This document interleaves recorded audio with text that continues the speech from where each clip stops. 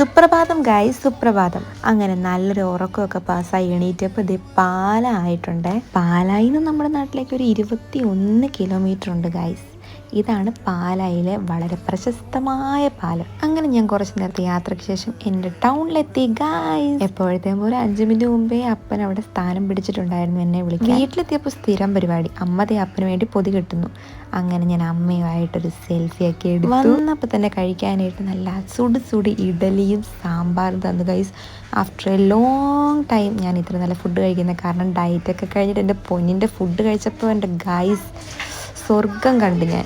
അങ്ങനെ എന്നെ കൊണ്ട് വിട്ടിട്ട് അപ്പം വേണ്ട ജോലിക്ക് വേണ്ടി പോവാണ്. അപ്പോൾ ബൈ ബൈ. എന്നിട്ട് ഞാൻ കുറേ നേരം വർക്കൊക്കെ ചെയ്തു. പിന്നെ സുബി വന്നിരുന്ന് ഓരോരോ കത്തി വെക്കുന്നുണ്ട്.